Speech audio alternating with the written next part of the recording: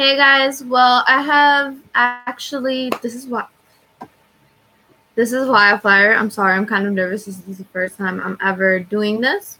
So basically, I was actually on YouTube trying to find out new things to do to do blogs and stuff, and I actually stumbled across something very interesting. And it's about this little girl who was actually murdered, and it was like in 1996. Yes, it was a long time ago, and why would anybody be interested in something that happened a long time ago? But it's actually very interesting because she was 6 years old, and they still haven't to this day found out who actually killed her and what actually killed her. They are thinking it was actually a hit to the head because her skull was fractured, but she was also strangled. Bro, I was in the middle of something.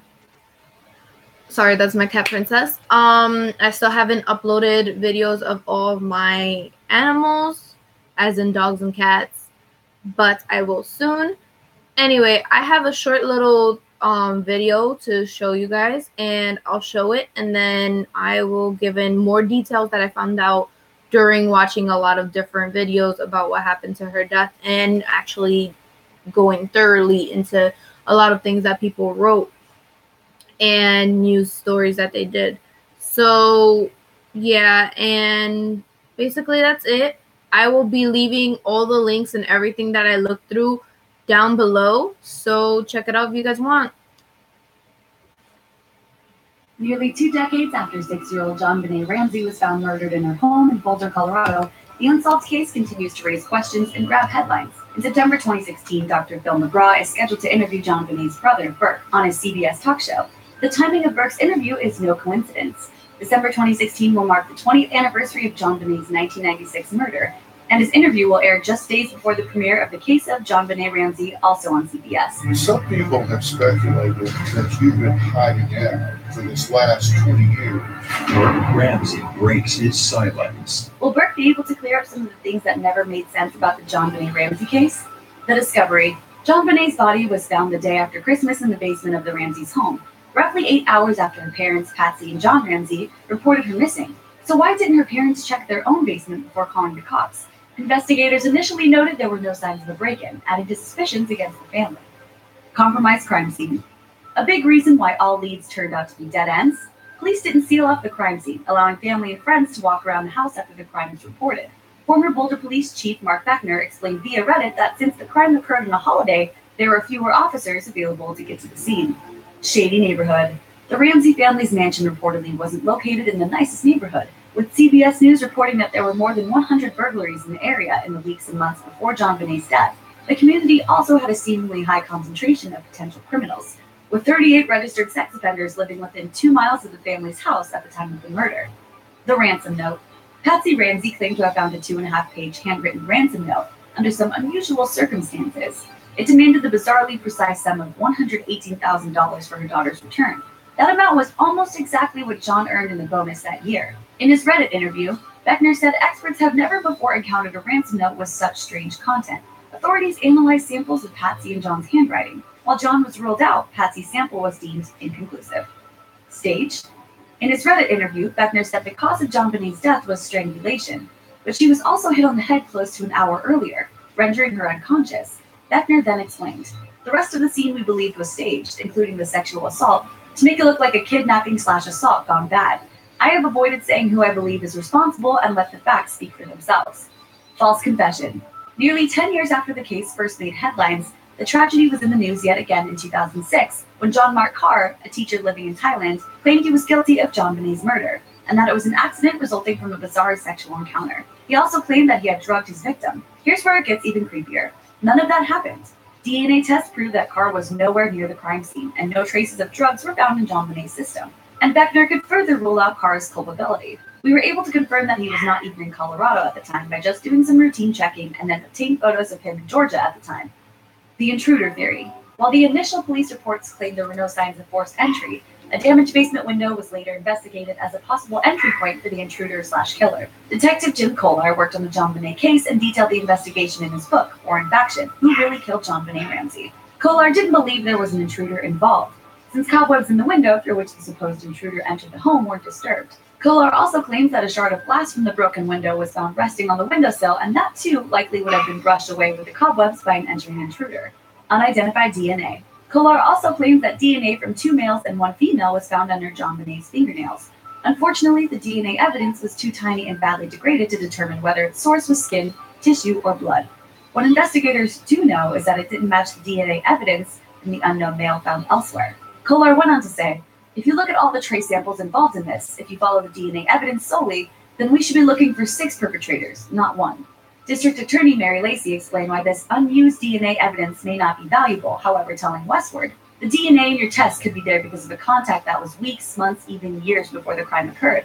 It's not possible to make inferences about the tissue source here." Abuse allegations.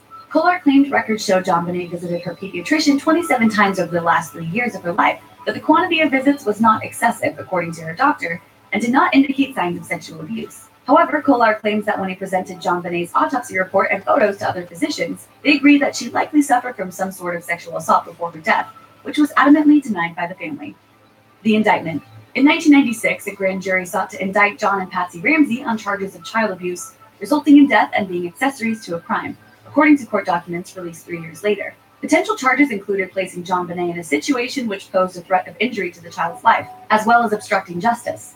Furthermore, the documents accuse each parent of helping someone suspected of the crime to avoid arrest. Whether that means they helped each other or another is unclear. District attorneys, however, did not pursue these charges due to insufficient evidence. The Ramseys' attorney called the indictments nonsensical, saying they reveal nothing about the evidence reviewed by the grand jury and are clearly the result of a confused and compromised process. Given the twists and turns this case has taken over 2 decades, it seems less likely than ever that we'll get to the truth of what really happened to JonBenet. Thanks for watching. Subscribe to our YouTube channel to watch more videos like the one you just saw. That's the end of that video. Please do subscribe, and I will be leaving the link to that video as well down in the comments below. But as far as I know, out of everything, is that she was an American child beauty queen, and she was killed and found dead in the family's house in the basement. She died December 1996 when she was 6 years old, and she used to go to High Peaks Elementary School. My fault. Her parents were Patsy Ramsey and JonBenet Ramsey. She had many siblings, but the one sibling that was actually living with her when that happened was Burke Ramsey, and I believe he was 9 years old back then when it happened. And he is actually the only member of the family that hadn't even spoken up about his side of the story until 20 years later when they announced on the video that he was going to go and speak to the media. As well as the parents didn't want to be interviewed by the police and be questioned by the police because they actually didn't know the questions that they were going to be asked and all of that. But they ended up going to the media to cover their side of the story after 20 years as well. Burke Ramsey was the only sibling living with her when she was killed. And yeah, many suspected that the father, brother, mother, or all 3 were involved in her killing. Her parents refused to be interviewed by the police. There were many theories of the weapon. First, they thought it was a flashlight, and the guy that actually confessed to actually killing her ended up saying that it was a flashlight, but he wasn't really truly the one that killed her, apparently, due to after they got a sample of her, she was raped, and the part where they said that the tissue and fingerprints underneath her fingernails weren't really compatible to the DNA that they found in other places was down there where she was raped, and there was left with sperm or something. Basically that's it.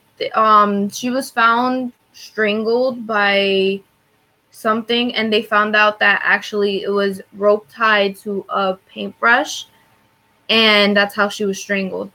But other than that, it's actually pretty interesting how that person that killed her was able to go so long without being caught to this day. And it's really kind of sad because a lot of people end up like this. There's a lot of rape in the world. There's a lot of kidnapping. And actually, I want to cover a kidnapping story that I stumbled across after finding this one, which is 3 girls were held by the same man who was a bus driver at their school. Well, one of them wasn't really from the school. 2 of them were best friends, and it was actually pretty surprising how one of them had their child, the person's child, and actually ended up fighting and trying to leave and fight for survival due to how physically, mentally she was always like, anytime that they would try to leave, they would be beaten and stuff like that.